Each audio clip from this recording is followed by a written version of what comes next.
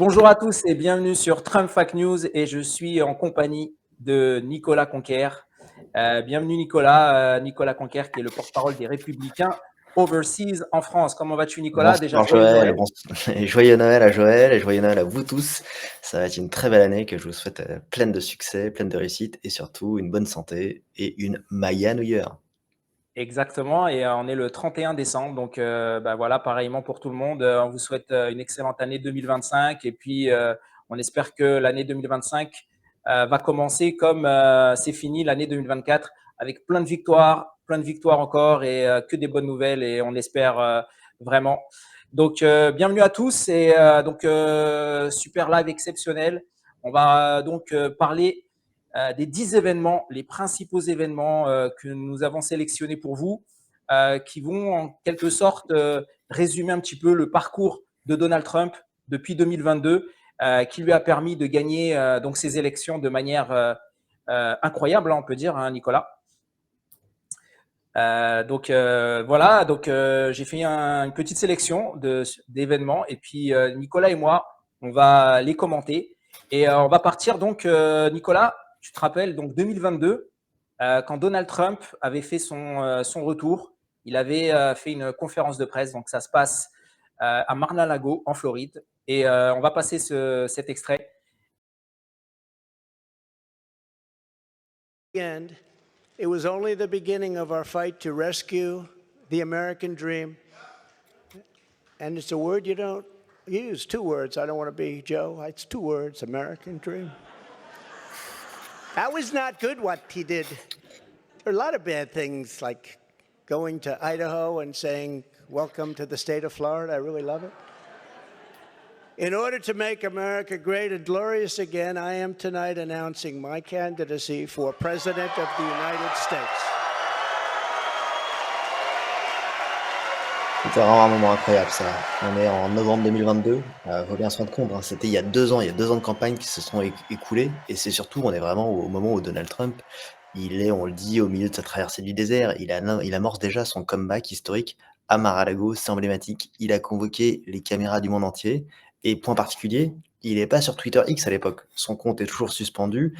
Il s'exprime sur Truth Social et là, il arrive et il revient déjà, il invoque les thèmes qui lui sont chers, le American Dream et le Make America Great Again. Et moi, ce que je préfère, c'est le début de la vidéo que tu as mis là où il te dit, c'est pas la fin de quelque chose, c'est le début de quelque chose qui est en train de s'ouvrir devant nous.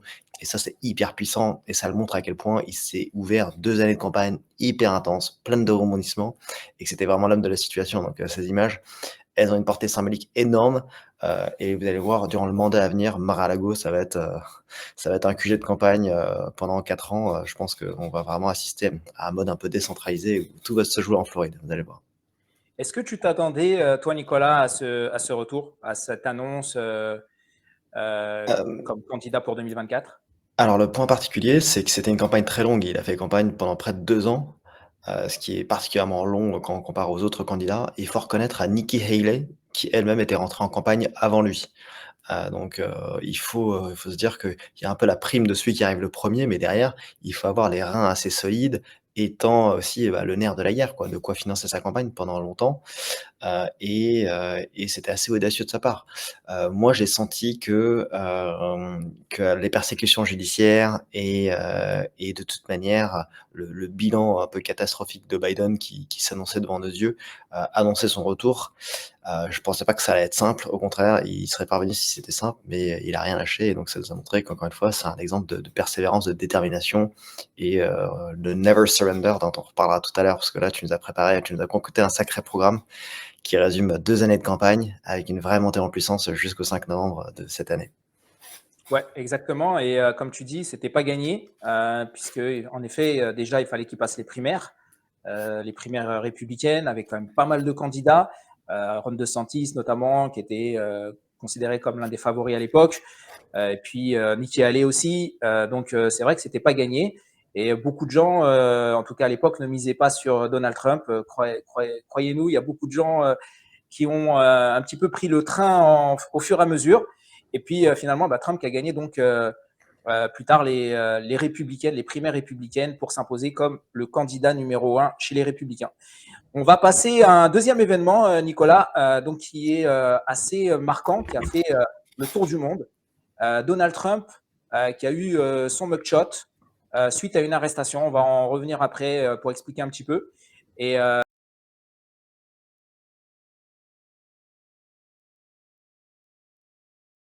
victimes de Donald Trump. Welcome back to Out Front, where we are following the breaking news. There's a Donc mistake là, at ce all. qu'il est en You've been train de se dire, correct c'est about qu'on est dans this. une For the affaire en most part, Géorgie qui the remonte aux élections de administration 2020 has et capitalized pour on laquelle a massive Donald polluted Trump a way. été poursuivi pour avoir, ou pour, il aurait cherché à intervertir le score de cette élection de Géorgie, pour lequel, on le rappelle, il y avait eu 12 000 voix d'écart, même pas, moins de 12 000 voix d'écart. C'est 0,3%. Et au moment où les élections et les résultats tombent, il appelle le gouverneur pour s'assurer que tous les votes ont été comptés et qu'il ne manque pas 11 000 voix. Et donc, il y a tout un système qui a été invoqué contre Donald Trump à ce moment-là. Je donne un peu de détails, mais c'est le RICO. En gros, ils ont cherché à le faire tomber, comme on fait tomber en fait des parrains de la mafia, quoi. C'est-à-dire qu'on a cherché à criminaliser ces gens qui étaient sous lui pour montrer qu'il était à l'origine de tout ça et que c'est en ça qu'il aurait dû tomber. Euh, à la suite de ça, il a été Right, and poursuivi to et that donc il point, finira Sheriff, par like avoir you son pointed out, mugshot about qu'on a pu 4,000 voters apercevoir, out mais qui est there vraiment at devenu your une des facility. images We les talked plus about iconiques de voting cette as campagne. safely as possible. Trump has Et je absolutely le attacked commentais your en mail messages plateau, there. One of the je disais: fundraising «Mais Donald Trump, emails, he said, quote, pile au while moment I où, was en fait, getting c'est apparu, arrested, I qu'on got a a vu cette firsthand photo look at the avec, horrid le menton un situation peu en in Georgia. avant, The son regard county jail, perçant», it's worse than you can il a imagine. vraiment réussi It's violent. à The building is flipper le falling truc, apart. à Six retourner le third truc world tout à fait à cities, son that jail men avantage. are even more Et determined à to elect travers a son president and regard, save our le country lendemain, from il y avait déjà permanent marqué, son decline. mugshot, donc sa vidéo, It sa is true, photo Sheriff, of avec le course, that «Never there was surrender» the en news of dessous, a civil rights probe by qui the montrait encore Justice une fois Department. 10 à quel point inmates il have avait toute died cette there so far this détermination year. The latest death by qu'il allait overdose pas was baisser les earlier yeux ou this mettre week. le genou en I terre. wanted Donc to give encore you une a chance fois, to respond to all ça of lui a vraiment this. fait du média gratuit. D'ailleurs, comme on l'a vu tout au long de sa campagne, ces persécutions et cette chasse aux sorcières, il a tourné à son avantage. Et les démocrates disaient: «Ah, vous allez voir, à partir de demain, tous les démocrates, ils vont faire des campagnes avec Donald Trump, avec son mugshot». Au final, ils ont vite vu que ça allait se retourner contre eux, donc c'est même quelque chose qu'ils n'ont pas trop cherché à exploiter, tellement l'image est forte et impactante, et ça montre encore une fois à quel point Donald Trump maîtrise à la perfection les codes de la société et de la communication politique à travers ce mugshot. Ouais. Et comme tu disais d'ailleurs, Donald Trump a réutilisé cette image, notamment en faisant des collectes de fonds sur les produits dérivés, donc des t-shirts évidemment, des mugs, des affiches, et ça a généré donc des millions de dollars pour sa campagne présidentielle de 2024. Donc encore une fois de plus, ça c'est quand même typique de Donald Trump, c'est il réussit toujours à récupérer quelque chose de négatif et il arrive à le retourner de manière positive et il en fait une force. Donc c'est quand même encore on va Mmh. dire une force de Donald Trump, c'est même là où un autre candidat aurait abandonné, où sa campagne aurait été complètement foutue, bah, lui il a réussi à le retourner comme une force et il a attisé énormément de sympathie grâce à cette photo. Nicolas, tu es d'accord? Qu'il y a eu quand même un Ah ouais, changement ouais, absolument. de l'opinion publique. Absolument, et derrière, c'est devenu un meme aussi, ça a été viralisé, ça a été exploité à tout bout de champ, sur Twitter, sur Truth Social et ce qu'on veut, et d'une certaine manière, il y en a qui disaient que le fait qu'il ait été criminalisé, qu'on ait cherché à le poursuivre judiciairement et qu'il ait fait l'objet d'une injustice d'une injustice devant la justice qui était politique, ça lui aurait valu la communauté, pardon, le soutien de la communauté afro-américaine, qui, dans une certaine mesure, s'est quand même manifestée, en son soutien. Alors il y a plusieurs grilles de lecture dessus, mais en tout cas, c'est ce qui a été remonté comme ressenti, donc c'est quelque chose qu'il a su tourner à son avantage. Encore une fois, il y a pas de mauvaise communication, c'est qu'est-ce qu'on en fait pour tourner ça à son avantage, et ça se fait pas naturellement, c'est réfléchi, et encore une fois, la pose, le regard, la détermination, la mâchoire a fait que, c'était ça le message politique qui en est ressorti. Le message politique, il y avait Trump maintenant qui rentre quelque part dans la légende des mugshots célèbres. Hein. Tu avais le mugshot de Pablo Escobar qui a fait le tour du monde et qui a même fait un film. Puis là, tu as celui de Donald Trump qui restera dans l'histoire incontestablement. Donc voilà. Donc merci. En fait, quelque part, encore une fois de plus, c'est grâce aux démocrates que finalement Donald Trump a réussi à gagner encore plus de sympathie et finalement ça se s'est retourné très positivement. D'ailleurs, dans cette affaire, on va le savoir bientôt, on va avoir des nouvelles qui vont tomber. Je ne sais pas si tu as eu les dernières nouvelles par rapport justement à ce procès qui semble bientôt s'écrouler, il me semble, Nicolas. Ah Les bah, plus charges forte raison que la procureure, de Géorgie là, Fani Willis, Fanny elle-même a Willis. été en cause, et d'ailleurs vous l'avez très bien relayé sur ton compte, hein, qu'elle avait des affaires de cœur avec son amant, Nathan Wade, qui était même piloté par la Maison Blanche paraît-il, donc il y a une espèce d'énorme conflit d'intérêts si ce n'est, enfin tant par rapport aux motivations que dans la manière où, aussi elle s'est payé des vacances, des croisières un peu sur le dos du contribuable avec son amant. Donc, c'est pas joli joli tout ça, mais à plus forte raison, ça devrait la pousser à se faire dessaisir, voire même se faire radier de son poste de procureur général. Mais on en saura plus prochainement. Ouais, donc affaire à suivre en tout cas. On va passer à un troisième événement, donc qui est pour beaucoup de personnes l'événement crucial qui a failli coûter la vie à Donald Trump. Moi, je rappelle, on était en direct. On avait commenté le meeting de Trump en direct. Et puis, comme tous les meetings, ça commence. Et puis, on voit la scène. Et puis, on se dit, mais est-ce que c'est vraiment vrai ce qui se passe là? Est-ce qu'on est dans. Enfin, on a du mal à y croire. Et jusqu'au moment où ça arrive. Donc, on va repasser ce moment, puis on va commenter avec Nicolas pour avoir ses impressions. Et on revient tout de Take suite. a look at what happened.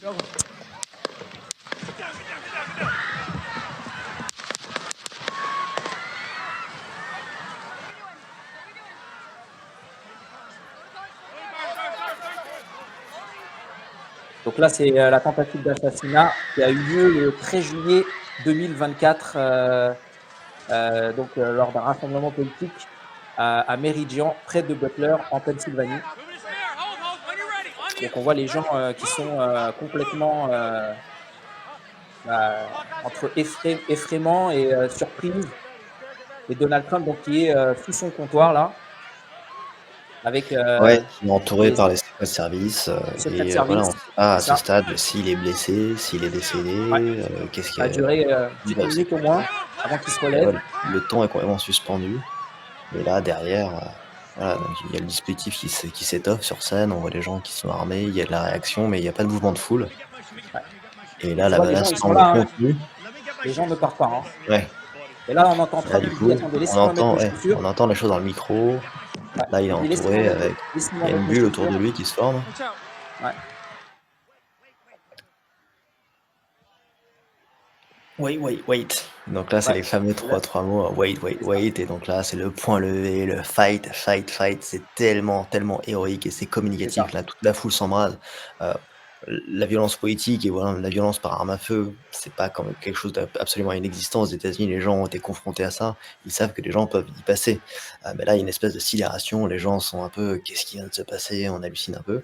Et du coup, le fait de voir se le relever bien vivant, je veux dire, ça c'est roboratif, c'est motivant, ça on a un énorme soulagement, quoi. Et donc du coup, ça a évité qu'il y ait une espèce de mouvement de panique. C'était d'ailleurs l'une des raisons principales de sa motivation parce que au delà de la blessure par arme à feu, c'est le piétinement généralisé, qui peut se passer dans ces scènes Ouais. de chaos qui peuvent créer des dizaines, voire même des centaines de blessés ou de morts. Donc, au-delà de cette menace qui a été contenue, c'est surtout on est passé à quelques millimètres du chaos. On se rend pas compte, là, après coup, on l'a vu des dizaines et des dizaines de fois, mais il y a quelqu'un qui a pu appliquer un tir, dans la ligne de mire face au l'ancien D'ailleurs, il y a eu président un et mort, hein. actuel. Il y a Ah eu un ouais, il y a ça, eu un bah, mort, hein, d'ailleurs, pompier hein. pour Corrico Operatore, qui était donc, Correct. Ouais. pompier, pour son anniversaire, c'est tout ce qui tenait le plus à cœur d'être à un meeting de Trump. Il est allé avec sa femme et il se jette vraiment en héros. Il se jette sur ses filles pour les protéger Pour le d'une protéger, ouais. éventuelle balle perdue et c'est lui qui la prend. Donc ça, si on a un exemple vraiment d'héroïsme, d'esprit de sacrifice, enfin, je veux dire, enfin, ça, je trouve ça absolument fascinant. Donc effectivement, Donald Trump lui a pris une balle, mais il y en a qui sont décédés lors de cet tragique événement et il lui a été rendu hommage parce que, bah, c'était un vrai patriote et c'est même pas tant de la récupération, mais il y a vraiment ce côté, bah, voilà, il faut saluer, le décès de cet homme, qui était un pompier, quelqu'un d'assez exemplaire. Ouais. Et effectivement, la scène, ça moi j'étais complètement sidéré. Nous, le 14 enfin, c'est la veille du 14 juillet en France, C'est ça. c'est un moment festif, et des feux d'artifice, mais on s'attend pas à ce que, ça prenne une toute autre tournure, même s'il y avait évidemment, il y a eu des événements tragiques, lors du 14 juillet en France avec une attaque terroriste à Nice il y a quelques années. Mais là, c'est ça on a du mal à comprendre ce qui se passe devant nos yeux et effectivement, le bruit des balles qui crépitent, ça fait aucun doute. de voir Donald Trump qui se baisse avec la main sur l'oreille, on se dit: «Ah oh, ça sent pas bon». Et là, ce déploiement, de services, secrets qui sont tout autour de lui, ça sent vraiment pas bon et là, de le voir se relever, c'est comme la résurrection du phénix, quoi. On est là et on dit: «Mais qu'est-ce qui vient de se passer? Donald Trump, il a l'oreille ensanglantée, on voit le filet de sang et il est là, il est debout, le poing levé». Mais je me dis: «Mais il est inarrêtable, quoi». Enfin, voilà, ça, c'est un peu, la lecture a posteriori, mais sur le coup, c'est genre juste, on est juste complètement pris aux tripes, saisi par ce qu'on va voir, qui montre encore une fois que les menaces qui ont été proférées par les camps démocrates se sont traduits par vraiment des balles qui ont fusé en direction de Donald Trump. Et Donald Trump, il le dit souvent, c'est en fait, ils viennent pas contre moi, ils viennent contre vous. Et moi, je suis juste entre vous et eux. J'ai pris une Donc balle pour la démocratie. ouais, d'une certaine manière, mais même pour tous ces combats sur la liberté d'expression, sur la liberté d'entreprendre, c'est des choses qu'il va faire en fait pour l'ensemble de nous autres. Donc il y a cet aspect aussi qui nous montre bien que c'est pas juste que des paroles en l'air, c'est pas juste un discours, c'est qu'il va aller vraiment jusqu'au bout. Donc effectivement, enfin honnêtement, même en reparlant, en revoyant les scènes alors que je les ai vues des centaines de fois, ça continue de me prendre au tripes. Moi j'avoue, dans les médias, je pouvais pas aller, en plateau immédiatement, il fallait qu'on communique avec, les éléments de langage officiels, mais c'est vrai que dès le lendemain matin, ça a pas mal enchaîné pour commenter sur les plateaux, expliquer ce que ça allait entraîner, expliquer, diaboliser et condamner cette violence politique qui s'invite un peu dans la campagne et également, de montrer en quoi, ça ça ça ça allait conditionner un peu la suite de la campagne d'une certaine manière. Donc vraiment cet événement, il est à la fois marquant, il donne la photo qui pour moi sera peut-être, moi je me réveille, je l'ai toujours les jours devant les yeux, hein, la photo de Donald Trump qui est avec ses Secret Service, le poing levé, c'est vraiment moi la photo ça a été à la fois ma crainte, mais mon moteur à la fois. C'est une synthèse en fait de tout ce que je vois, dans ce rêve américain dont on parlait juste avant avec Donald Trump. Donc à la fois c'est fascinant, mais ça montre qu'il faut lutter et il faut parfois donner de sa personne aussi. Donc c'est un excellent, bah, en tout cas c'est une image qui va passer à la postérité. Et effectivement, je pense et je pèse mes mots, que ça aurait pu générer un énorme chaos aux États-Unis, mais même de par le monde, si vous avez votre principal opposant politique qui se fait abattre en pleine campagne, avec les caméras de télévision du monde entier. C'est pas un petit truc comme ça, dans l'intimité, ça aurait une force de frappe médiatique et virale, sans précédent. Donc voilà, le buzz, ça marche quand des choses sont bien, ça marche quand ça a pas de buzz, mais ça aurait pu faire un chaotic buzz aussi selon moi. Ouais. Et Dieu soit loué, ça s'est pas produit. Exactement. Et pour donc un petit peu expliquer aux gens, hein, Trump était en train de montrer à ce moment-là une carte de data concernant les chiffres de l'immigration illégale. Et à ce moment-là, il a tourné sa tête en une fraction de seconde, ça s'est joué. À ce moment-là, il tourne sa tête. D'ailleurs, cette carte-là, il a remontré après plus tard en disant qu'il fait des rêves avec cette carte-là tous les soirs et il la regarde avant de dormir. Et il a tourné sa tête à ce moment-là. Et c'est en tournant sa tête que la balle a frôlé son oreille. Donc, c'est juste incroyable. Euh, pour beaucoup de gens, alors évidemment, si vous êtes croyant, pas croyant, Trump l'a dit déjà plusieurs fois. Il a dit, c'est vrai que depuis ce jour-là, notamment, ma croyance envers Dieu a augmenté, que j'ai vu ça comme un signe. Et on a vu ça aussi, nous, comme un signe. Hein. Je vous dis la vérité, quand Trump, ce jour-là, a survécu, j'ai dit c'est un signe, forcément, il va gagner. Je veux dire, si tu as survécu à ce qu'il a survécu à ce moment-là, je veux dire, il n'y a pas de raison pour qu'il perde. Donc, nous, on a vu ça vraiment comme un signe. Quand on a vu qu'il était encore en vie, quand on a vu qu'il s'est levé, parce que je pense que, honnêtement, Nicolas, hein, on peut le dire, hein, 99% de personnes à sa place seraient restées cachées, n'auraient jamais levé le poing, ne seraient jamais montré, en plus avec du sang qui coule. Lui, il s'est levé, il a montré son visage avec le sang qui coule, en disant fight, fight. Ça veut dire qu'il était quand même toujours conscient de ce qui se passait et il passait un message hein, en même temps. C'est-à-dire Oui. qu'il maîtrisait sa communication alors qu'il était dans une situation où il a frôlé la mort. Ça montre quand même à la fois Donald Trump que c'est vraiment une bête, quoi. C'est une bête de scène, une bête de communication, mais une bête de scène. Et là, je pense que c'est son instinct qui a parlé parce que je ne pense pas qu'il était vraiment en train de calculer. Enfin, il a dû calculer à un moment donné. Mmh. Quand il dit wait, wait, wait, ça veut dire qu'il disait attends les gars, attends, j'ai pris cette balle-là, mais je vais faire passer un message. Donc, il était quand même toujours dans le contrôle de ce qui se passait. Ça montre quand même que le gars, il est présent, quoi, et il faut beaucoup plus que ça pour le faire peur. Moi, je Il a pense que envoyé un oui, message, quoi. effectivement, face à la mort, on reconnaît la vraie valeur d'un homme ou d'une femme, quoi. Tu Exactement. connais de quoi quel bois il se chauffe. Et dans toute proportion gardée, quand tu fais des entraînements militaires aussi, on cherche à te mettre dans des situations de stress pour voir un peu si tu vas pas perdre tes moyens. Et toute proportion gardée, là, face à la mort, et Donald Trump, il a pris une balle, il s'est relevé. On n'est pas dans le mode bullshit. Tu pas là en train de t'inventer et de jouer sur, une Exactement. personne, un personnage que tu t'es créé. Tu es vraiment quitté dans le fond de tes instincts. Et là, effectivement, il cherche un peu à mesurer la situation. Il a vu que la menace, elle avait été éradiquée. Et il le dit: «J'ai levé le poing, pas pour faire une photo, pour rassurer, les gens autour de lui».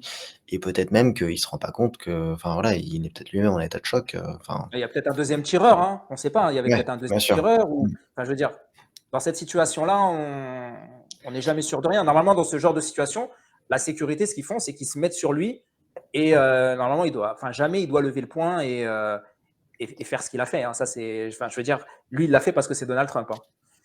Ouais, bah, les secrets de service, ils ont même autorité sur le président en exercice. Exactement. C'est-à-dire que, ils décident si oui ou non on fait un déplacement, ils décident si, vous pouvez faire un bain de foule ou pas, parce que vous faites pas de bain de foule aux États-Unis comme en France.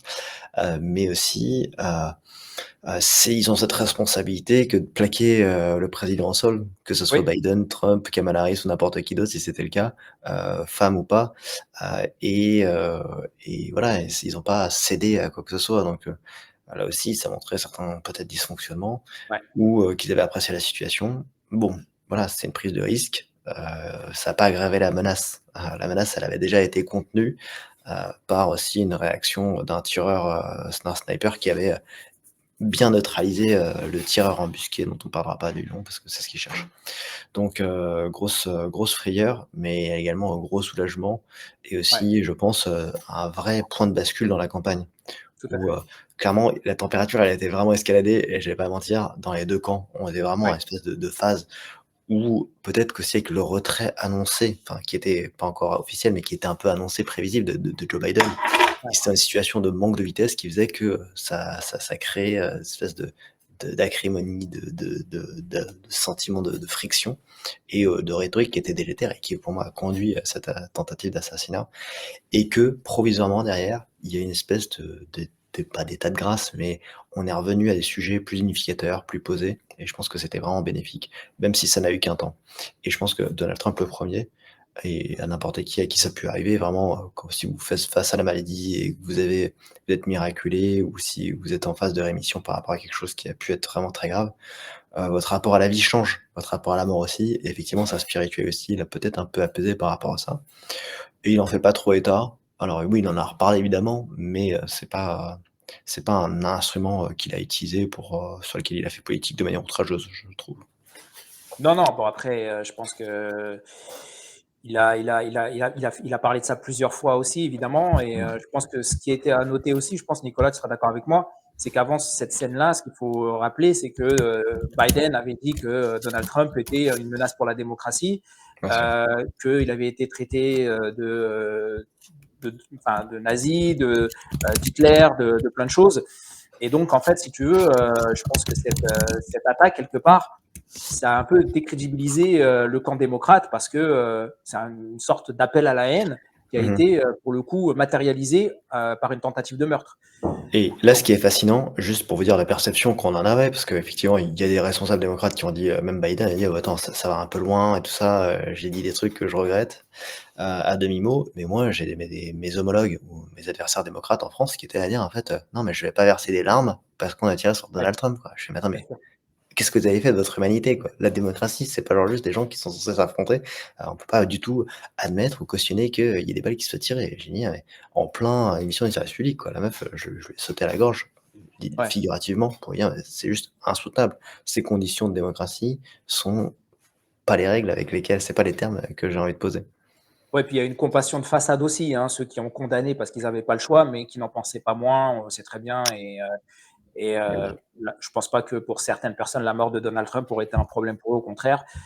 Donc voilà. Donc je pense qu'on a bien résumé hein, cet instant. Et une semaine plus tard, donc il me semble, c'était une semaine plus tard, Donald Trump qui s'est présenté au rassemblement des Républicains pour valider donc sa candidature. C'était une semaine plus tard, il me semble. Bah ouais, le point particulier, c'est que, c'était le dernier meeting de cette pré-campagne. On était donc au début juillet et juste C'est après ça, devait suivre donc la convention républicaine à Milwaukee qui c'est ça. était censée l'introniser comme officiellement comme le candidat du parti républicain. Donc c'était littéralement le dernier meeting avant ce moment qui est une grande fête et qui permet aussi, bah, de remobiliser tout le parti et de créer un peu toute cette énergie, de désigner le vice-président et de s'assurer qu'on a bien tout le soutien en vue d'aller jusqu'à novembre prochain.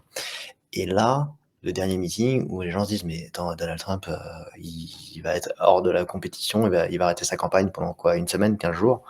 Il a même avancé son programme, son emploi du temps pour être au début de la convention républicaine, malgré le fait d'avoir pris une balle. Donc il arrive avec son pansement à l'oreille et donc il assiste à cette convention. Ce qui a encore une fois défié un peu tout ce qu'on pensait de lui et voilà, c'était un très beau moment, cette convention républicaine, Ouais, qui, très voilà, touchant. le vent était Quand très il arrive, favorable. quand il arrive et tout sur scène, qu'il fait son retour sur scène, enfin, ça marche là où, avant de monter dans les estrades et tout, tu vois vraiment qu'il est ému pour le coup. C'est vrai qu'il montre très peu ses émotions, surtout quand il est ému. Et là, on le voit vraiment, vraiment ému. Et je pense qu'il a vraiment réalisé, quand il a vu tout ce monde l'applaudir, tout ce public l'applaudir, qu'il revient de loin, qu'il revenait de loin et qu'il est heureux d'être là. Donc, et encore une fois de plus, hein, c'est quand même pas évident, et il faut le dire, quand tu es victime d'une tentative d'assassinat, de revenir une semaine plus tard dans une convention républicaine avec autant de monde qui l'attendait, comme si de rien s'est passé pratiquement, parce qu'il a fait quand même un discours après, un très beau discours d'ailleurs. C'est quand même pas facile. Et voilà, c'est encore une preuve de plus que Donald Trump est capable de traverser les balles et que rien l'arrête. Et à partir de ce moment-là, voilà, il était inarrêtable. Et des soutiens sont venus. On va en parler. Le premier soutien, on va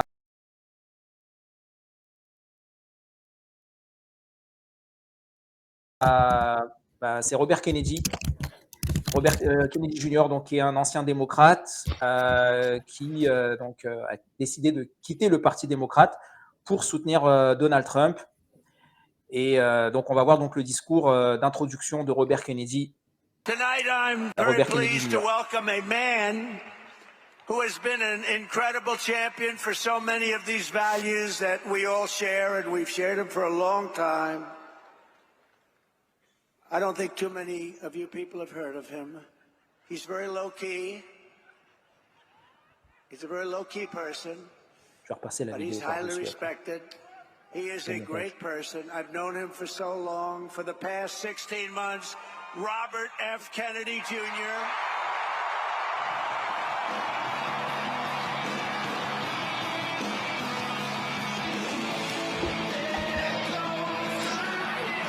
Énorme show à l'américaine, là, on a Donald Trump et à la tribune, et c'est le soutien officiel de Kennedy Jr. qui arrive, feu d'artifice, poignée de main, incroyable. C'est dans Ouais, un c'était ancien à adversaire. Glendale, en Arizona, le 23 août 2024. Donc, Donald Trump qui introduit Robert Kennedy, qui a suspendu sa campagne présidentielle et qui a donc officiellement apporté son soutien à Donald Trump. Et donc, à la suite de ça, il a effectivement fait une grosse campagne en faveur de Donald Trump. Et donc là, on est en Arizona. L'Arizona, c'était un des swing states que Donald Trump a gagné, mais c'était assez clé. Et on était à un stade où il faut se dire que Kennedy, juste pour dire 2-3 mots sur lui, c'est un ancien démocrate. On l'a empêché de se présenter à la primaire démocrate face à Biden. Il a fait campagne en tant qu'indépendant et on lui a fait toutes les misères du monde pour pouvoir s'inscrire dans chacun des États en vue d'être candidat.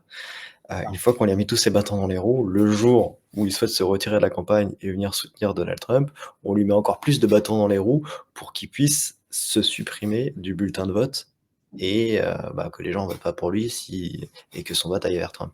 Ce qui fait que, on le sait pas, on en parle assez peu, mais malgré tout, donc en Arizona, il a pu ne pas être sur le bulletin, mais aux États-Unis, au global, il a reçu près d'1 million de voix. Ce qui est genre juste considérable, quoi. On parle Oui, souvent de: «Ah tiens, Jill Stein qui est à peu près dans le même ordre de grandeur», mais 1 000 000 c'est enfin, je vais pas faire la phrase de OSS 117, mais c'est quand même beaucoup, quoi. Tout ça pour dire que, voilà, on a fait vraiment beaucoup de misère pour porter du tort à Donald Trump dans l'issue de cette campagne. L'enjeu, c'était pas décisif, mais enfin si, c'est-à-dire c'était pas massif au niveau des États-Unis parce que, le candidat du third party il peut avoir une bonne cote de popularité, mais progressivement, à mesure qu'on se rapproche du scrutin, les intentions de vote diminuent. Mais Ouais. dans les États pivots, ça peut faire la différence. Donc c'est un peu ce qui a été recherché et sa ligne, moi je peux vous assurer que, pour un républicain qui cherchait à mobiliser des électeurs à sensibilité républicaine, en France, le soutien de Kennedy a été très précieux. J'ai eu beaucoup de personnes que j'ai pu avoir jusqu'au dernier moment, grâce au ralliement de Kennedy, en faveur de Trump et qui aiment beaucoup, voilà, sa ligne sur le retour à la santé, du bon sens et tout ça. Donc, c'est important et je vais lire aussi j'en parle dans mon livre, sur la capacité à créer une forte coalition. C'est-à-dire, voilà, des gens, initialement, ils ont fait campagne séparément, mais ils ont réussi à créer une coalition forte avec, on le voit, il y a Make America Great Again de Donald Trump sur la grandeur, le rêve américain, et Kennedy, lui, ce à quoi il est très attaché, c'est Make America Healthy Again, rendre la santé une américaine saine, qu'on arrête de bouffer des conneries, qu'on arrête de se vacciner pour tout et n'importe quoi, et qu'on ait une eau pure avec moins de produits chimiques dedans. Et le preuve en est, il a 70 ans, et il est, comme on dit dans le langage muscu, il est jacked, il est très, très musclé.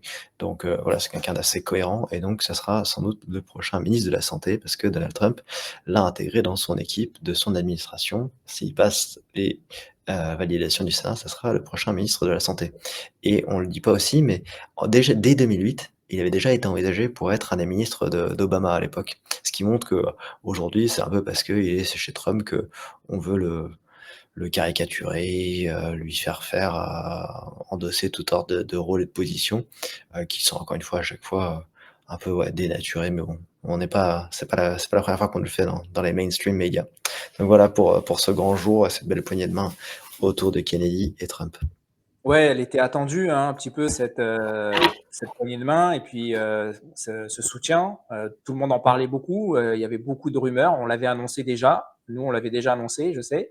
Mais c'est vrai que quand on les a vus tous les 2 pour la première fois, on s'est dit: «Ça y est, c'est fait, c'est bon, ça se passe». En fait, je pense qu'au-delà comme tu disais, du fait que oui, Kennedy, il va pas t'apporter non plus, 25 millions de voix, mais ça a quand même une symbolique, le fait que ça soit déjà un Kennedy et surtout le fait que on voit un ancien démocrate rejoindre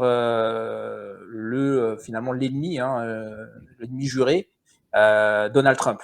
Et ça, pour le camp démocrate, en fait, quelque part, ça a été vu comme une trahison, même si bon, Kennedy ne le voyait pas non plus comme quelque part comme un potentiel candidat. Mais ça a permis aussi peut-être à faire réfléchir certaines personnes, notamment les indécis ou les gens justement qui étaient des anciens démocrates, à changer de camp en disant ah ben finalement si quelqu'un comme Robert Kennedy Jr. va voter pour Donald Trump, c'est pas finalement une si mauvaise chose que ça. Qu'est-ce que tu en penses, Nicolas? Ah ouais, bah, je pense qu'il a permis de normaliser, ce vote républicain. On rappelle que Kennedy, c'est un ancien démocrate, mais à ce compte-là, Donald Trump aussi, il fut un temps, il était démocrate, Elon Musk aussi était démocrate, Aussi mais Galbart, voilà, on l'a oublié aussi, mais ouais et ça montre qu'il y a une véritable hostilité, c'est un peu très sectaire des démocrates qui, une fois que vous quittez un petit peu leur parti, ils vous vouent une haine sans fin. Mais, effectivement, ça a permis de remobiliser cet électorat indépendant et qui ont pu, ajouter des voix importantes, dans la victoire de Trump.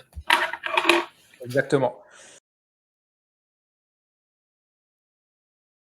Donc, revenir à Butler et donc l'officialisation d'Elon Musk qui vient pour la première fois sur scène rejoindre Donald Trump pendant son meeting. Voilà, on est tout juste à 2 mois d'élection et le 5 novembre, pardon, le 5 octobre, il y a déjà des gens qui commencent à voter donc il faut, les inscriptions sur les listes sont terminées, on est en train de faire de la mobilisation et là, Elon Musk arrive et il est le fameux Dark MAGA avec cette superbe casquette que toi-même tu arbores parfois et je crois même que tu en as en vente, mais il a cette C'est ça. casquette noire et sur laquelle il arrive, et il apporte un peu tout son style. Juste un point particulier, on voit qu'il est de retour à Butler et que là derrière, Trump parle derrière des vitres de 5 centimètres de vitrage blindé. Ouais. Et il y a d'ailleurs, par ailleurs, un drapeau immense qui est derrière cette grue qui est installée, qui est absolument fascinante et qui est un hommage aussi à Cory Comparatore, donc qui est la personne qui était morte 2 mois auparavant. Et là, à la suite de ça, il y a ce jeu un peu de scène entre Donald Trump et Musk dans leur style bien à eux, qui va commencer à se mettre en place et on est en Pennsylvanie là et c'est notamment une terre que, Musk va labourer à tout va pendant la campagne voyez, on voit le drapeau qui est absolument immense, et qui va être vraiment décisif dans la victoire de ce swing state. Parce que, voilà, Musk, ils ont vraiment fait le parti d'arriver à mobiliser un électorat qui, est un peu abstentionniste ou, qui, se serait pas forcément déplacé ou, des gens qui sont un peu désintéressés de la politique et je pense qu'Elon Musk a bien mis le doigt sur des sujets, très, très clivants, sur la menace contre la liberté d'expression, sur des dérives idéologiques du parti démocrate et ne serait-ce qu'en montrant son propre cheminement où lui, il y a ce mème très connu où lui, il estime qu'il a pas trop bougé par rapport à ses idées, mais que le parti dont il faisait auquel il était attaché, le Parti démocrate, lui, a complètement basculé vers l'extrême gauche. Donc globalement, c'est un peu ça qu'il a cherché à toucher un peu les gens un peu normaux, historiquement modérés, indépendants, qui se reconnaîtraient plus dans le Parti démocrate et à contribuer à créer, encore une fois, comme on disait juste avant avec, Kennedy, cette nouvelle coalition qui est initié par, Elon Musk et d'autres personnes de la tech que lui incarne, mais qui, a cette forte proximité avec le peuple américain en Pennsylvanie, ce qui lui a valu aussi, de déployer des modes de campagne assez novateurs qu'on a voulu considérer comme illégales, alors qu'elles ne l'étaient pas du tout. Il a mis en place des systèmes très, très incitatifs de pétitions qui ont une certaine manière, c'est une technique de vente d'une certaine manière, à dire: Ouais. «Tiens, si vous signez cette pétition, vous avez les chances de gagner, déjà 47 parce que Trump, c'est le 47e président maintenant, mais c'était en vue de faire voter le 47 d'élire le 47e président et de pouvoir même gagner une loterie jusqu'à 1 million de dollars, ce qui est montré que, voilà, la liberté d'expression, ça se défend et si vous signez cette pétition, c'est-à-dire que vous allez, sans doute avoir envie de voter pour et que c'était en rien de l'achat de voix et que les gens qui le disent aujourd'hui sont malhonnêtes et des mauvais perdants et des gens qui ont absolument rien compris au fonctionnement de cette, technique électorale qui, a tout à fait prouvé, son bienfait Son et efficacité. quand on compare son efficacité et encore une fois, si on comparait par rapport aux sommes dépensées, ce serait bien de mettre en perspective par rapport aux 2,5 milliards dépensés dans la campagne de Kamala Harris qui se sont avérés, être assez peu Ouais, efficaces. ouais, qui sont envolés aux fumées d'ailleurs et elle doit de l'argent. Et puis, chose très importante aussi, Nicolas, c'est, il faut pas l'oublier, Elon Musk, c'est le propriétaire, de la plateforme X sur laquelle, dans laquelle on fait partie. Merci Elon Musk et donc qui a permis, à faire passer, à faire finalement campagne sur cette plateforme qui est aujourd'hui la campagne la plus populaire, dans le monde journalistique. Donc avec énormément de soutien sur cette plateforme. Est-ce que tu penses justement que ça a été peut-être décisif pour faire gagner Donald Trump, le fait que Elon Musk s'allie à Trump avec en plus la plateforme X à ses côtés? Ce qui n'était pas le cas, ce qui n'était pas le cas en 2020, où on sait très bien, en 2020, c'était vraiment l'opposé pour le coup, puisque il a été censuré de Twitter. Ouais, alors la suppression de son compte de Donald Trump sur Facebook et sur Twitter, elle remonte à après l'élection, mais il était encore président en exercice, donc elle est Il doublement avait quand même pas choquante. mal de postes qui avaient été, Ouais, tu sais, shadow plus ban, ou tout ce que moins. tu veux. Ouais, ouais, Voilà, avec des c'est algos ça. qui les favorisaient pas. Là, oui, effectivement, je vais pas dire qu'on doit l'élection de Trump à Musk, mais il y a un avant et un après, soutien de Musk, tant par sa personne que par sa plateforme, que sa manière de faire campagne, tant sur le terrain, je le disais avant en Pennsylvanie, que sur les réseaux, qui, en plus de ça, dans son style vraiment très cru, dire: «Bah, tiens, en fait, moi, un podcast avec Kamala Harris, je le ferais tout aussi bien, mais elle a juste pas voulu». Enfin voilà, il est pas iconoclaste, et sa plateforme, elle gagne en engagement parce qu'il y a toutes les sensibilités qui s'y expriment. Il se fait insulter tous les jours et Ouais. les démocrates faisaient campagne dessus aussi. Mais ça montre effectivement que, il fallait, c'était un bel investissement qu'il a fait d'acheter cette plateforme, pour 50 milliards de dollars. Mais, mais effectivement, voilà, il est c'est pas parce qu'il a de l'argent qu'il est devenu républicain, c'est parce que, il a plein de bon sens, parce que c'est un entrepreneur et qui va envoyer des fusées et qui croit dans le rêve américain qu'il a soutenu Donald Trump. C'est tout simplement pour ça, hein. Il y a ce côté adhésion programmatique qui ont fait que c'est ça qui est venu et qu'il a été prêt à mettre de son argent. Mais je pense qu'à nous-mêmes, à chacun de nos niveaux, ça nous interpelle sur, est-ce qu'on est prêt à défendre la liberté? Est-ce qu'on est prêt à mettre la main au portefeuille aussi sur des sujets et de s'impliquer, de s'exposer ou, de financer des gens qui le font pour nous et encore une fois, via du merch, via des souscriptions, via des dons, via des parrainages. C'est très important, de soutenir ces idées parce que, la gauche, hein, faut le dire, ils sont quand même assez bien organisés de ce point de vue-là et Ouais. qui arrivent à défendre la cause et que bah, nous à droite, une fois qu'on s'expose, et ben, c'est un peu plus dur d'arriver à percer dans certaines sphères. Donc, c'est euh, c'est hyper important. Donc, effectivement, l'entrée en campagne d'Elon Musk, c'est clairement un point d'inflexion dans cette campagne.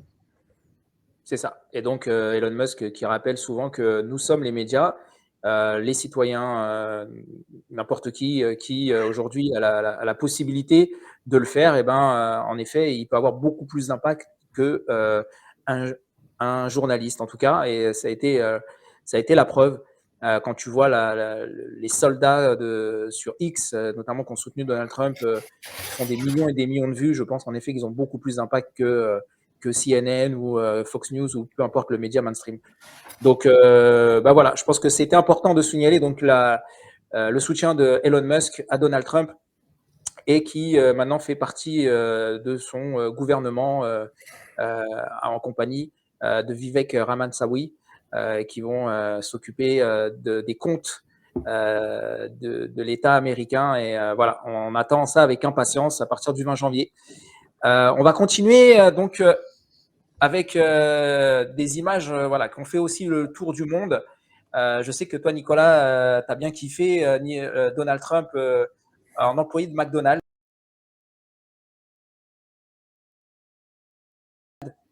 qui a été un super message, en tout cas de communication, pour répondre un petit peu aux provocations de la supposée, du supposé job de Kamala Harris pendant son enfance au McDonald's. Donc, on va vous passer les images et puis on va commenter. We got the salt on it.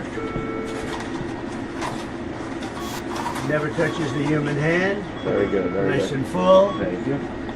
Good. You want to give it a try? I do. Voilà, Trump, il est dans un McDonald's en Pennsylvanie et il vit vraiment sa meilleure vie, quoi. Là, il est hyper Ouais. fier, il porte son costume d'équipier McDo. Lui-même, il est connu pour être un grand fan de McDo. On le voit souvent manger des McDo à bord de son avion. Et là, il endosse le costume d'équipier McDonald's parce que Kamala Harris aurait prétendu avoir travaillé chez McDo durant sa jeunesse pour voilà, s'inventer une vie genre oui, moi aussi, je suis de la working class, je suis quelqu'un qui s'est construit en parallèle de ses études. Et ça sentait le faux à plein nez. Et Donald Trump s'est engouffré dans la brèche et voilà, ils ont regagné ces images qui étaient absolument sensationnelles, qui sont vraiment très brutes, c'est pas très travaillé. OK, il y a une petite mise en scène, les gens qui viennent sont triés sur le volet, mais en tout cas, voilà, Oui, il pour fait des pas raisons les de choses à sécurité moitié. aussi, bien sûr. Ouais, ça, il fait et là, il y a eu pas mal d'images assez drôles où, dans une boîte de 6 nuggets, il en met un 7e, donc est-ce que oui ou non, il va être poursuivi, par un quelconque juge parce qu'il met un nugget gratuit dedans? Et voilà, sa photo jusqu'à lorsqu'on le voit dans le drive-thru, donc la fenêtre où vous venez récupérer vos commandes, où il dit au revoir.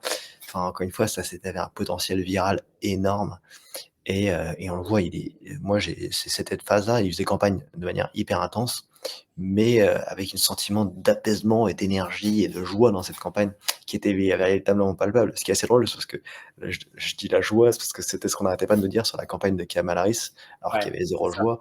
Et là, Donald Trump, il est hyper sincère, hyper vrai, il donne des vraies poignées de main. C'était vraiment très, très, très réussi. Ah non, il a vraiment kiffé. Hein. Il a vraiment kiffé. Et même lui, il a dit je suis content de travailler ici. Franchement, je le referai bien demain encore. Non, il a vraiment kiffé. Ça se voit. Et alors, pour juste rappeler, on est le 20 octobre 2024. Et donc, c'est encore en Pennsylvanie. Hein, finalement, cette Pennsylvanie qui aurait été pour Donald Trump finalement l'état majeur pour lui, puisque beaucoup de choses se sont passées là-bas.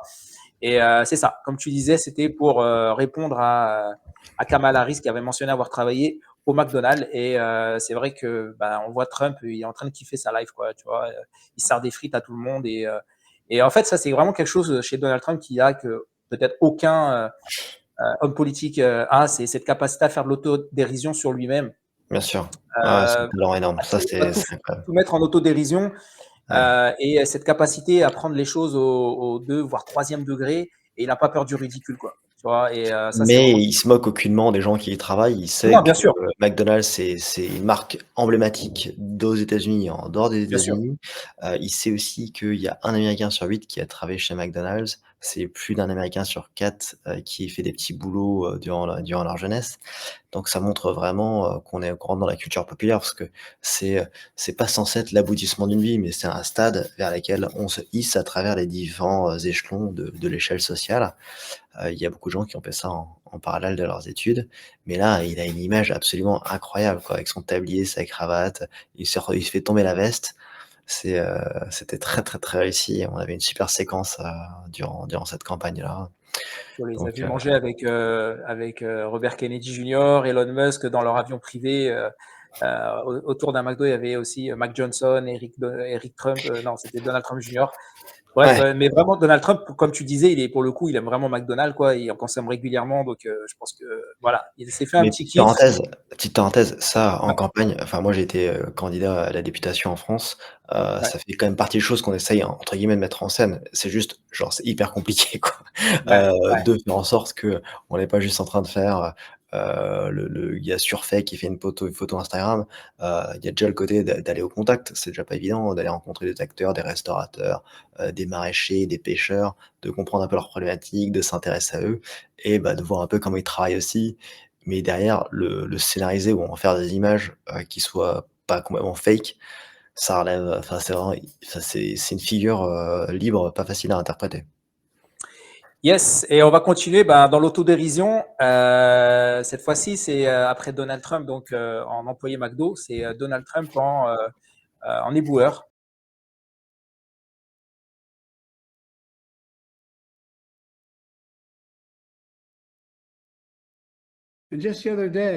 L'autre jour, un orateur lors d'un meeting de Donald Trump a qualifié Porto Rico d'île flottante d'ordures. Eh bien, laissez-moi vous dire quelque chose. Je connais les portoricains de chez moi. Dans mon état du Delaware, ce sont des gens bons, décents et honorables. La seule poubelle que je vois, c'est les supporters de Trump. Ça diabolise. For the past 9 years, Kamala and her party have called us racists, bigots, fascists, deplorables, irredeemables, Nazis, and they called me Hitler. They bullied you, they've demonized us, they've censored us, they've deplatformed us, and they weaponized the power of our own government against all of us. They've taken your money, they've thrown open your borders to criminals and terrorists, they've flooded your towns with deadly drugs and death. They're incompetent people, they've given your jobs to illegal migrants and sent our blood and treasure to fight in stupid foreign wars where the countries don't even know who we are and where we've never heard of the country. Il était déjà plus candidat à l'époque, mais il était bel et bien le président, il est encore le président et sa gaffe ou son lapsus, il insulte la moitié des Américains comme étant des ordures. Donc, moi, je vais pas justifier pourquoi ou non il avait le micro devant sa bouche sur cette caméra, sur cette conférence-là. Mais il y a une chose que Donald Trump ne fait jamais, c'est d'insulter les Américains, quel que soit leur bord politique. Et là, cette faute, elle était très très grave. Et moi-même, je l'ai pris personnellement. Enfin, c'est pas les choses qui se font, quoi, de se faire traiter d'ordure. Moi-même, j'ai jamais traité Biden d'ordure. Enfin, dans la même manière, il y a ce côté de dire on déshumanise et c'est pas du tout fédérateur. Et en tout cas, je l'avais pressenti et j'avais souhaité que l'équipe de Trump s'en saisisse, de dire que voilà, de cette communication-là, il fallait qu'il fasse cette tournée en éboueur. Je m'attendais pas à ce qu'il arrive à le tourner de cette manière-là, qui était assez incroyable. On le voit tout d'abord sortir enfin, il est dans son avion. Alors, après coup, on voit les images où il sort d'Air Force One avec ce gilet. Il n'a pas sa veste qu'il a fait tomber, il est en chemise encore, et il apparaît au volant de ce camion poubelle sur lequel ils ont juste recouvert avec Trump, et il fait une première conférence de presse à bord de ce volant de camion poubelle, et c'est genre juste incroyable, parce qu'encore une fois, ça montre à quel point il arrive à mobiliser toutes les caméras du monde entier, et c'est une image qui a fait le tour du monde. Et à la suite de ça, il monte sur scène, et encore une fois, par rapport à ce que tu disais sur l'autodérision, déjà, il en faut pas mal pour monter un camion poubelle comme ça, et derrière, les gens lui disent « Ah ouais, ça vous affine, vous devriez garder ce gilet et tout ça », et donc boum, il monte sur scène, et il assume complètement ce côté, ce côté où en plus ça saute aux yeux, mais c'était très très réussi. C'était très réussi et ça montrait à quel point c'était une faute impardonnable la sortie qu'avait fait Joe Biden. Qui était une parmi plein d'autres, mais celle-ci c'était celle de trop et encore une fois ça C'était le montre 30 que octobre en plus, hein. 30 octobre, donc à une semaine des élections. ouais. C'était vraiment le timing, Je ne c'était sais pas vraiment si mauvais. un jour on arrivera à chiffrer un peu l'impact politique que ça a eu, mais le fait de savoir se saisir de cette opportunité, c'est juste, c'est un momentum aussi qui est très fort. On en a quand même pas mal parlé, mais ça montre à quel point il faut rien laisser à nos adversaires et faut quand même se rappeler qu'initialement, ça naît d'une polémique qui aurait été autour de Donald Trump. Ouais, C'est-à-dire que, c'est ça. Pour les il y avait latinos, au Madison Square Garden un humoriste que je recommande mais pleinement, Tony Hinchcliffe, son show s'appelle Kill Tony, c'est l'art, c'est vraiment un truc anglo-saxon, c'est du roast. Dire, bah, en gros, je vais te prendre Joël et je vais te faire ta fête, mais gentiment, mais je vais te vanner ouais, sans cesse. Et ouais. ça met vachement mal à l'aise, mais c'est parfois excessivement drôle. Et là, bah, tout le monde a pris pour son grade. Cette blague sur les Portoricains qu'il a fait, c'était pas la plus drôle. Mais voilà, ça fait partie de l'humoriste, on veut pas toujours tout réussir. Et l'objectif, c'est pas de cautionner ou pas ce qu'il dit, c'est genre juste il fait le show. Et donc c'était genre au moins 5 heures Oui, avant bien que sûr, Donald Trump arrive en scène. c'est ça. Et à la suite de ça, il y a une espèce d'énorme tollé, genre il faut aller feindre l'indignation, c'est mal, c'était un rassemblement de tout ce que vous voulez, les pires noms au monde. Et donc, ils finissent par avoir ce Biden qui se saisit du micro et qui le traite d'ordure, ce qui est complètement déplacé. Enfin, c'est pas une réaction par le haut, quoi. Je veux dire, il y a eu plein de manières différentes de traiter cette polémique. Donc, il y a eu un mauvais cycle d'actualité pour Trump à la suite du meeting de Madison Square Garden. Et derrière, il a capté l'attention pendant 3 cycles médiatiques. Et à plus forte raison, à une semaine de l'élection, c'était crucial. Donc ça, c'était, je vais pas dire que c'était du pain béni, loin de là, mais c'est une Ouais, manière, genre juste incroyable d'arriver à retourner une situation. Et il faut qu'on arrive à faire ça. Et c'est clairement mon ambition pour pour les prochaines campagnes avec qui que ce soit, dans quelle que soit la situation, d'arriver c'est de l'aïkido d'une certaine manière, c'est qu'on utilise la force de l'autre pour aussi tourner ça à son avantage. Donc bravo à l'équipe de Trump et ses communicants d'avoir monté ça, et bravo à Trump de s'être plié à l'exercice, c'était pas évident. et on va continuer, Nicolas, merci pour ton analyse. Cette fois-ci avec Kamala Harris, lors de son interview à Fox News, pour le coup, qui a vraiment Ah oui. tourné au pire. Director had said that, but you said Iran. If that's the case, what do you say to critics who look at the actions of your administration and say you're not acting like Iran is the number one threat? Well, I will tell you most recently, whether it was in April or in October, and then several hours on each occasion, that Iran posed a threat to Israel. I was there. Most recently in the Situation Room, in the most recent attack, working with the heads of our military and doing what America must always do to defend and to support Israel in its requirement to defend itself, and to give American support to be able to allow Israel to have the resources to defend itself against attack, including from Iran and Iran's terrorist proxies in the region. Ça, cette rhétorique-là, ça me fait déjà exploser la tête. J'avais oublié ça, mais c'est des réponses qui ne veulent absolument rien dire. Littéralement, cette séquence, elle dure 1 minute et demie, Ouais, et elle a c'est du une mal. phrase qui n'a ni queue ni tête. Elle est pas prête, il y a une position très ambiguë vis-à-vis de l'État d'Israël. Juste là, pour contextualiser, c'est une interview qu'elle donne à Fox News. En face, c'est Brett Bayer, qui est un présentateur phare de Fox News, mais c'est de loin, enfin, c'est pas le plus trumpiste d'entre eux, on va se dire les choses clairement. Ouais. Et il la cuisine, mais gentiment, il a un peu pressé sur certaines des questions, mais ça l'a complètement éteint, Kamala Harris. Elle s'est pas relevée de cette interview qui a duré 24 minutes.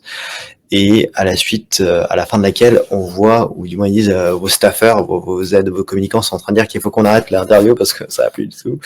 Mais voilà, c'est quand on a perdu sur cette réponse sur l'aide à Israël qui était absolument pas du tout préparée, pas du tout claire, et que c'était, on disait, une soupe de mots. Et ça montrait un peu une fois son niveau d'inaptitude, et que jusqu'à présent, elle était parvenue à éviter un peu les interviews un peu difficiles. Et la question était même pas si difficile, mais c'est juste qu'il a un peu appuyé là où ça faisait mal et qu'elle n'était pas en mesure de répondre sous stress. Donc Ça, cette émission de 24 minutes, elle a fait beaucoup de tort à Kamala Harris, mais c'est elle-même qui s'est jetée un peu, pas dans la gueule du loup, parce que je pense qu'elle a été traitée à la loyale, hein. Les questions pour moi étaient plutôt franches, faires, et pas injustes.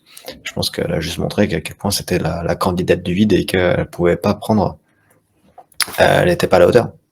Elle n'était pas prête pour ces échéances-là.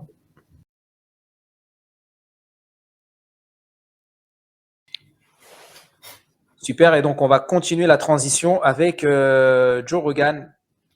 But we decided we shouldn't play it because it could get copyright struck, and we don't want to get the episode. We don't want anybody to have any sort of a way to get it down. Sure. But it was the episode of you when you were on The View, and I think it was 2015 or 2006, like when you were running for president. Right. And you got introduced as our friend Donald Trump. That's right. Whoopi Goldberg gives you a big hug and a kiss. Joy Behar gives you a big hug. Barbara Walters gives you a big hug. They all loved you. They were all talking about how you might be Exist. Ouais. Donald J. Donc là, on Trump est chez did Joe appear Rogan, on the le plus gros podcasteur américain. Joe Rogan, il est connu pour plein de choses parce que c'est le commentateur de l'UFC, mais c'est également quelqu'un qui fait du stand-up, quelqu'un qui a plein mal de marques à son nom et un podcast qui est suivi de partout. Et on a surtout cherché à le cancel, on a cherché à le supprimer pendant la crise Covid. Il a été supprimé de YouTube, et des gens ont fait pression pour qu'il aille pas chez Spotify. Enfin, c'est un mec, il est immense, il est énorme et c'est surtout un libre penseur très indépendant, et indépendant dans son vote aussi. Qui n'avait jamais reçu Donald Trump sur son podcast auparavant.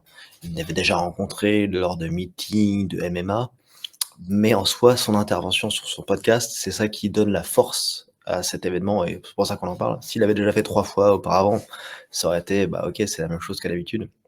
Là, ça rend vraiment le truc très inédit. Le podcast, il dure près de 3 heures, et ça montre à quel point le thème de campagne, le canal, le médium du podcast est devenu central dans cette campagne 2024. Encore une fois, vous choisissez votre audience en fonction de là où vous allez, vous choisissez la caisse de résonance que vous allez avoir et vous choisissez aussi les thèmes qui vont être abordés pour mobiliser votre électorat. Mais ce que ça permet surtout de dire, c'est que sur des formats longs comme celui-ci de 2h40, on peut pas se dissimuler, on parle vraiment, c'est des questions sont sans filtre, elles couvrent un spectre très, très large et Joe Rogan est du genre à rien laisser passer. Donc si par la suite il a avoué soutenir Donald Trump, au moment où il le reçoit, il fait pas campagne pour lui et il dit d'ailleurs que, je proposerais bien à Kamala Harris de faire la même chose chez moi. Kamala Harris, il dit: «Ah non, on peut pas se Elle a mis des conditions. déplacer». Ouais. Ouais, alors que voilà, lui il dit: «Moi je suis pas à votre disposition, mon studio il est là, vous êtes déplacé, on vous recevra». Ouais, c'est un privilège, hein. C'est un privilège d'aller chez Joe Rogan, hein. C'est pas Joe Rogan, il va prier personne pour venir chez lui, hein, ça c'est sûr. Non, mais c'était ridicule. Enfin, moi, je pense qu'elle aurait gagné à faire une intervention, même si elle avait été mauvaise. Moi, je trouve qu'on a quand même le bénéfice de se présenter en vérité et Ouais. que quand on a quelqu'un de la trempe de Joe Rogan en face de soi, il y a certains invités qui ont été un peu chahutés dans le temps, mais vis-à-vis de quelqu'un qui est politique, il veut pas juste être l'inquisiteur, quoi. Donc là, on va peut-être trouver le temps long, mais je pense que l'échange aurait été de qualité. Moi, je l'aurais écouté, hein, honnêtement, j'aurais écouté le podcast. Alors 3 heures, ça aurait peut-être été un peu long, mais en 1 heure, Ouais. il lui aurait tout de suite fait dire: «Attends, ta réponse, elle veut rien dire, tu me la refais en plus court», tu vois, sur certains trucs. Mais je pense que ça aurait bénéficié à tout le monde. Et là, ce refus d'obstacle, ça montrait clairement qu'il y avait le produit était défaillant, le produit étant Kamala Harris. Donc encore une fois, on le dit, ça a été entendu par plus de 100 millions de personnes qui sont pas uniquement des électeurs aux États-Unis, mais ça a contribué à donner un peu de l'aura à ce candidat. Donc Donald Trump, c'est la personne la plus connue du XXIe siècle. Donc est-ce qu'il y avait besoin de ça? Ça a contribué, mais Kamala Harris, elle avait clairement besoin de ça, elle est passée à côté, elle aurait pas dû. Donc voilà, ça c'est un événement clé. Ce que ça dit, je pense que d'ailleurs il reparle aussi de la tentative d'assassinat de Butler, où il parle de l'infographie dont tu parlais tout à l'heure, où Donald Trump tourne la tête, il évite la balle. Énormément de thèmes ont été traités. Moi, ce que j'ai envie de te dire, c'est que potentiellement, même les gens à qui on est en train de parler maintenant et qui nous réécouteront le 31, c'est peut-être des gens qui travaillent, des gens qui sont sur la route, ils sont seuls, ils ont pas de coupure pub intempestive comme dans les médias mainstream. et ils sont habitués à écouter des intervenants de manière régulière et ils ont le sentiment de connecter vraiment avec leur interlocuteur et les questions, elles sont pas lisses, c'est pas des éléments de langage, on rentre vraiment dans l'intimité des gens et Donald Trump ou n'importe qui sur un podcast, il s'adresse directement au cœur des Américains ou au cœur de l'audience et désormais, les gens pour se réintéresser dans la politique et aux politiques de manière générale, ils ont besoin de connaître l'homme ou la femme qui se cache derrière, le tribun ou l'homme politique et le podcast permet réellement ça. Donc voilà, c'est pas un journal intime, loin de là, mais ça permet vraiment de comprendre concrètement de quel bois il se chauffe. Et donc, il y avait d'abord eu Donald Trump. Kamala Harris, elle refuse de passer sur le podcast. Dans la foulée, J.D. Vance, qui est désormais le futur vice-président, se saisit de la brèche et fait lui-même un podcast de 3h30, mais qui est exceptionnel parce que J.D. Vance, c'est vraiment le gars sympa, qui a vraiment des références concrètes et qui est hyper à l'aise dans ce genre conversationnel et qui a aucun souci, aucun tabou à parler de sa vie personnelle, quand bien même elle a été torturée.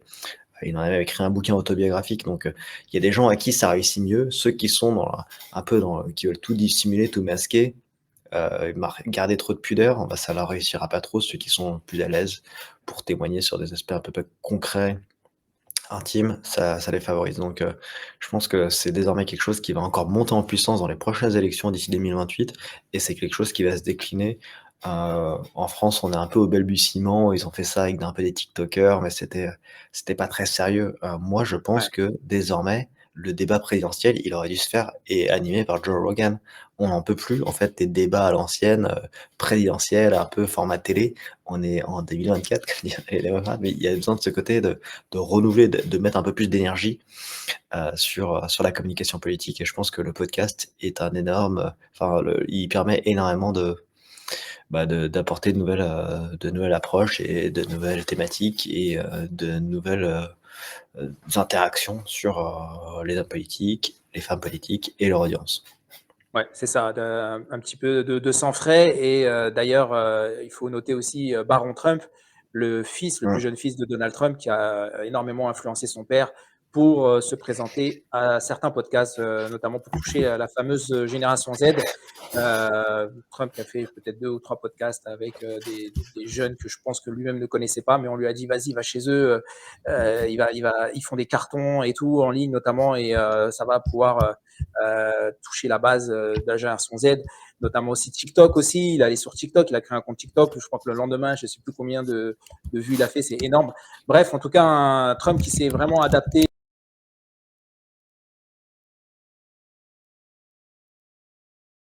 Que je voulais commenter avec toi, Nicolas. Alors, évidemment, cette image, elle est symbolique, mais elle a beaucoup fait parler, notamment, à savoir Joe Biden, qui porte une casquette Trump. Donc, il me semble que c'était aussi en Pennsylvanie. Donc, on va En Pennsylvanie, tout à fait. Voilà, encore la Pennsylvanie. Hein, comme je disais, décidément, c'était vraiment l'État clé pour Trump.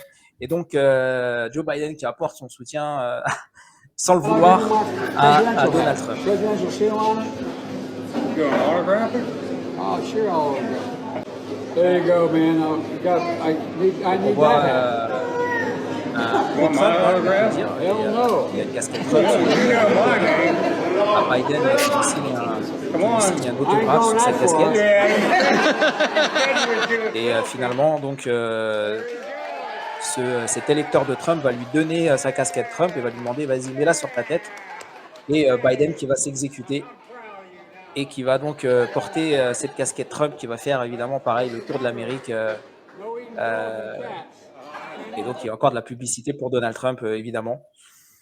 Qu'est-ce que tu en as pensé de cette image qui est symbolique, Nicolas, un peu de Biden? À ce stade, on se dit, mais ça y est, Joe Biden, il fait désormais campagne officiellement en faveur de Donald Trump. Il multiplie les gaffes, ça bénéficie à Trump. Là, il va même apporter une casquette. Donc, voilà, on est un peu sidéré de voir ça. Les gens, au départ, quand j'ai posté ça, me disaient: c'est de l'IA ton truc, c'est pas possible. Oui, ça aurait pu être de l'IA. Hein.